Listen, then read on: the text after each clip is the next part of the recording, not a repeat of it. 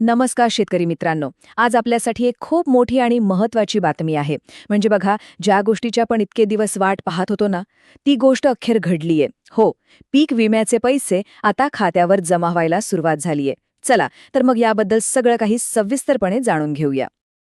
आता सगळ्यात आधी एक महत्वाचा प्रश्न. यावर्षी पीक विम्यासाठी अर्ज केला होता का? जर आपलं उत्तर हो असेल, तर मग पुढची प्रत्येक गोष्ट, प्रत्येक माहिती ही खूपच कामाची ठरणार आहे. हो, ही खरंच खूप मोठी आणि आनंदाची बातमी आहे. प्रतीक्षा आता संपली असं म्हणायला हरकत नाही, कारण आज सकाळपासूनच अनेक शेतकऱ्यांच्या बँक खात्यांमध्ये पीक विम्याची रक्कम थेट जमा व्हायला सुरुवात झाली आहे. बरं, तर आता ह्या बातमीबद्दल जरा सविस्तरपणे बोलूया. नक्की काय निर्णय झालाय आणि याचा आपल्याला कसा फायदा होणार आहे, चला पाहूया.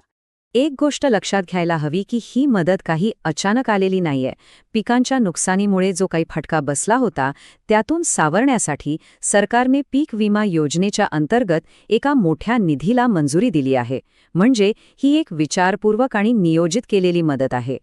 चला, आता येऊया सगळ्यात महत्त्वाच्या भागाकडे, म्हणजे आकडेवारी. एकूण निधी किती आहे आणि प्रत्येकाच्या वाट्याला अंदाजे किती भरपाई येऊ शकते, याचे आकडे आता आपण बघूया. तर एकूण मंजूर झालेली रक्कम आहे तब्बल 778 कोटी रुपये. हो, बरोबर ऐकलात, 778 कोटी. आता या प्रचंड मोठ्या आकड्यावरूनच या योजनेची व्याप्ती किती मोठी आहे याचा अंदाज येतो, नाही का? आता ह्या निधीमधून शेतकऱ्यांना साधारणपणे कमीत कमी 8,000 रुपयांपासून ते जास्तीत जास्त 17,000 रुपये प्रति हेक्टरपर्यंत नुकसान भरपाई मिळणार आहे.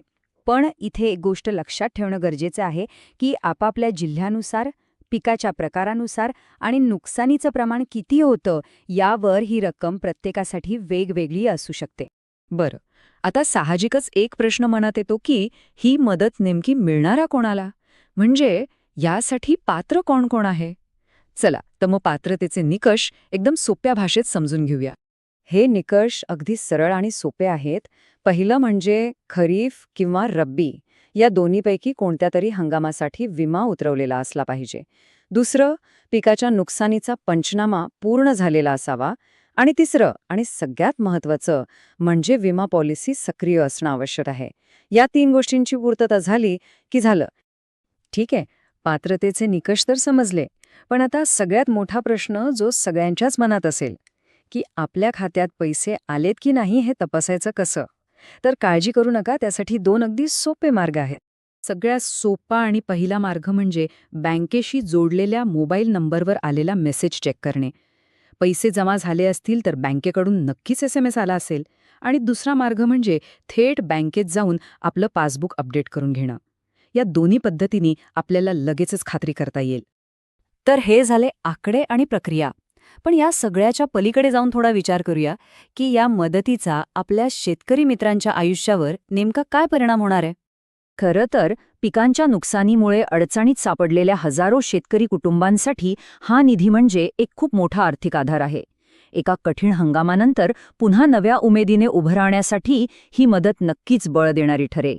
थोडक्यात सांगायचं झालं तर कठीण काळातून जाणाऱ्या राज्याच्या कृषी क्षेत्राला म्हणजे आपल्या शेतकऱ्याला आधार देण्यासाठी उचललेलं हे खूपच महत्त्वाचं पाऊल आहे. आणि याचा फायदा फक्त शेतकऱ्यांनाच नाही तर संपूर्ण कृषी अर्थव्यवस्थेला मजबूत करण्यासाठी होणार आहे. आणि आत्ता जाता जाता एका महत्त्वाच्या प्रश्नावर विचार करूया. ही आर्थिक मदत तर मिळाली, हा एक मोठा दिलासा आहे, यात काही शंका नाही. पण आता या मदतीनंतर शेतीसमोरचं पुढचं मोठं आव्हान कोणतं असेल यावर नक्कीच विचार करायला हवा.